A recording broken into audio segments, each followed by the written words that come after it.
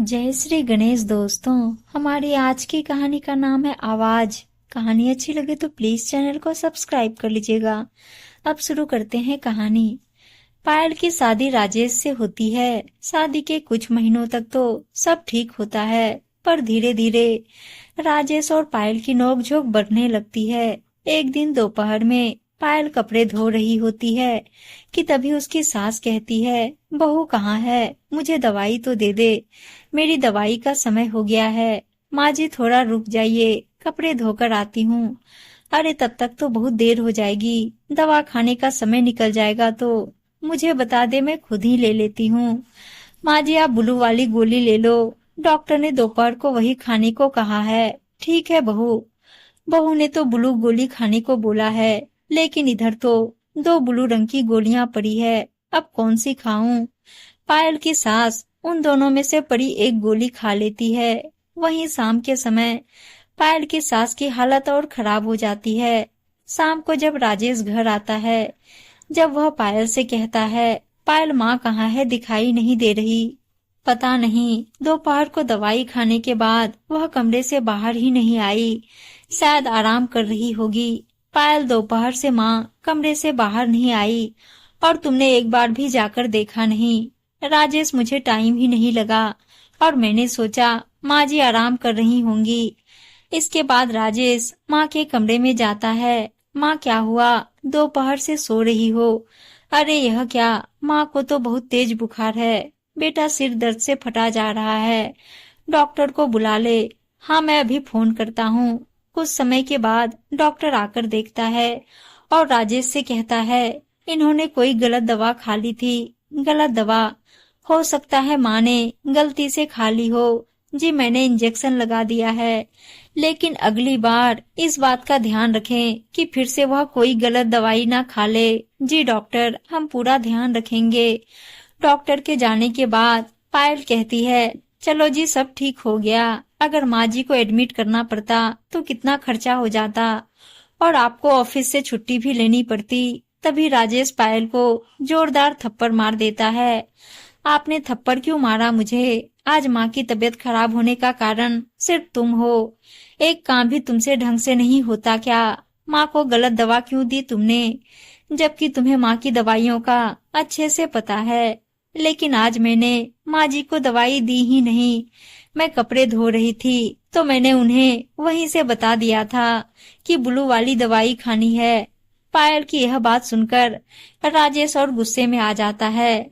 उसमें दो ब्लू वाली दवाइयां थी। नॉनसेंस औरत, किसी काम की नहीं हो तुम। तो राजेश यह बात तो तुम मुझे ऐसे भी बोल सकते थे, इस पर थप्पड़ मारने की क्या जरूरत थी? पायल की बात सुनकर राजेश गुस्से से वहां से चला जाता है और पायल वहीं पर बैठकर रोने लगती है और मन में ही सोचती है, सब मेरी ही गलती है। काश मैं माँ जी को खुद आकर दवाई दे देती तो आज हमारा झगड़ा ना होता। मुझे ही मारकर मुझसे ही गुस्सा हो गए। अब आए दिन राजेश किसी न किसी बात को लेकर पायल पर थप्पड़ जड़ देता। फिर एक दिन पायल राजेश से कहती है, सुनिए जी, यह बिजली का बिल है, आपके मोबाइल में ऐप है ना, तो आप बिल भर देना। मेरे पास इतना समय नहीं है, तुम बिजली विभाग जाकर बिल के पैसे जमा कर देना। अरे घर पर बहुत सारे काम पड़े हैं, मैं यह भी करूं, मैं वो भी करूं, आखिर क्या क्या करूं मैं? आप बिल भर दीजिए ना ऑनलाइन। लेकिन राजेश पायल की बात को अनसुना कर वहाँ से चला जाता है। वहीं घर पर ज्यादा काम होने के कारण पायल बिजली का बिल जमा करने नहीं जा पाती। अरे 6 बज गए, अब तो बिजली विभाग का ऑफिस भी बंद हो गया होगा, अब क्या करूं? वहीं जब रात को सभी डिनर कर रहे होते हैं कि तभी लाइट कट जाती है। अरे यह लाइट कैसे कट गई? बेटा देख तो सही, कहीं बाहर किसी ने स्विच के साथ छेड़छाड़ तो नहीं की।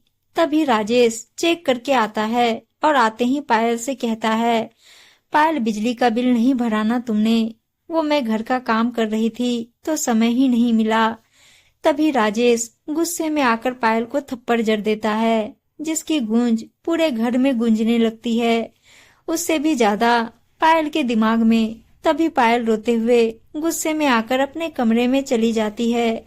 यह सब देखकर पायल के ससुर कहते हैं, राजेश तुमने बेवजह ही बहू को थप्पड़ मार दिया, उसने तो तुझे कहा था ना बिजली का बिल भरने के लिए, लेकिन तू ही उस बात को अनसुना कर वहां से चला गया। बिजली विभाग का ऑफिस कितना दूर है यहाँ से, तुझे तो मोबाइल से करना था, वो भी नहीं कर पाया तू, और तू बहू को दोष दे रहा है। अरे आप चुप रहिए ना, यह उन दोनों का मामला है।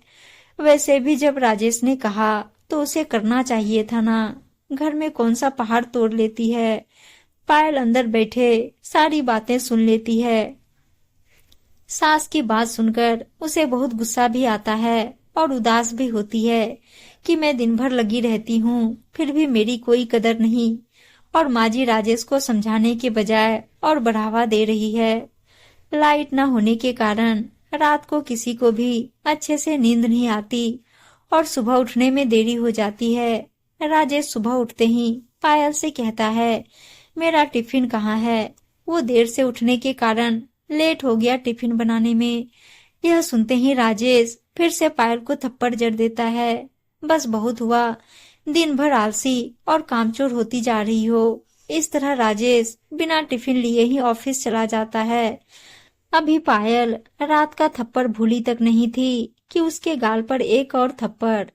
इसके बाद पायल अपने सास के पास जाती है और उनसे कहती है, माँ जी मुझे आपसे एक बात करनी है। हाँ बोलना। माँ जी इनको समझाइए ना, हर बात पर मुझे थप्पड़ मार देते हैं। गलती मेरी हो या ना हो, बिना बात के ऐसे कौन करता है। देख बहू, यह तुम दोनों के बीच की बात है, इसमें मैं कुछ नहीं कर सकती, और वैसे भी यह सब तो नॉर्मल सी चीज है। तेरा पति है, वो 2 थप्पड़ लगा भी दिए तो क्या हो गया, इतना नहीं सोचते। जा जाकर काम कर। सास की बात सुनकर पायल मन में ही कहती है, मुझे आपसे तो यही उम्मीद थी। इसके बाद पायल अपने कमरे में जाकर अपनी माँ को फोन लगाती है। कैसी है बिटिया रानी? पायल रोते हुए कहती है, मैं बिल्कुल भी ठीक नहीं हूँ माँ। क्या हुआ बिटिया? पायल सारी बात अपनी माँ को बताती है। बेटा यह भी कोई बताने की बात है, मियाँ बीबी का मैटर है, अपने आप ही सॉल्व कर लो ना। और शादीशुदा जिंदगी में इतना एडजस्टमेंट तो जरूरी है। 2 थप्पड़ मार भी दिए तो क्या हो गया, तुझसे प्यार भी तो उतना ही करते हैं ना, और रहना तो तुझे वहीं पर है। तो बगावत करके क्या होगा बेटा? क्या हो गया आप सबको माँ? सब मुझे एक ही सुझाव दे रहे हैं। ऐसा होता है, तमाचा सिर्फ मेरे गाल पर नहीं बल्कि मेरे आत्मसम्मान पर पड़ा है। आज यह मुझ पर हाथ उठा रहे हैं, कल को ना जाने क्या करे। नहीं, मैं ऐसा नहीं होने दूंगी, कोई मेरा साथ दे या ना दे। इतना कहते ही पायल फोन कट कर देती है।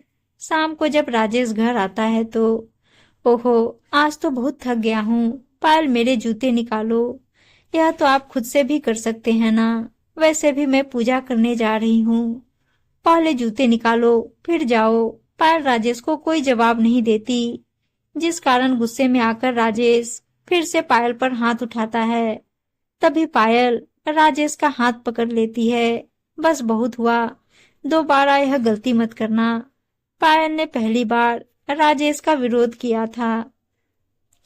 यह देखकर राजेश को बहुत शौक लगा कि पायल में इतना परिवर्तन कैसे। अब पायल राजेश का हर एक काम करती तो सही, लेकिन कोई भी गलत हरकत वह गलती से भी बर्दाश्त न करती। फिर एक दिन राजेश पायल से कहता है, पायल पायल कहाँ हो? जी कहिए, ये मेरी शर्ट में से दाग छूटा क्यों नहीं? हाथ में जान नहीं है क्या? कपड़े भी अच्छे से धो नहीं सकती? दूसरी शर्ट पहन लीजिए ना, कपड़े में तार का जंग लग गया है शायद, उसी का दाग है, दे दीजिए, मैं इसे अच्छे से धो देती हूँ। तुम्हें एक्सक्यूज देना अच्छे से आता है ना? यह कहते ही राजेश पायल को थप्पड़ मारने लगता ही है कि तभी पायल उसका हाथ पकड़ लेती है और राजेश को एक थप्पड़ जड़ देती है। यह देखकर राजेश सहम जाता है। पायल ने पहली बार ऐसा किया था। तुम्हें मारना मेरा इंटेंशन नहीं है राजेश, आई नो। मेरे हाथ उठाने से शायद तुम्हारा मेल ईगो हर्ट हुआ होगा। मैं तुम्हें सम्मान देती हूँ और बदले में भी सम्मान की ही इच्छा रखती हूँ। बिन बात के बार बार थप्पड़ मारना कहाँ का इंसाफ है। अब जब मैंने तुम पर हाथ उठाया, दुनिया की नजरों में मैं ही गलत बनी ना। जब तुम मुझे बिना बात के थप्पड़ मारते रहते हो तो मुझे कैसा लगता होगा।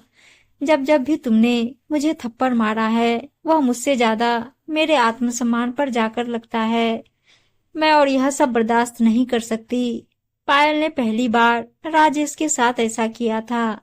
यह सब देखकर पायल की सास पायल को कहती है, अरे कैसी पत्नी है तू, अपने ही पति पर हाथ उठा रही है, शर्म नहीं है तुझे बिल्कुल भी। माँ जी आप चुप रहिए, यह हम दोनों पति पत्नी का मामला है, हम खुद ही सॉल्व कर लेंगे, इसलिए अच्छा होगा आप चुप रहिए। इसके बाद पायल की सास अपने पति से कहती है, अरे आप खड़े खड़े क्या देख रहे हैं, कुछ बोलते क्यों नहीं।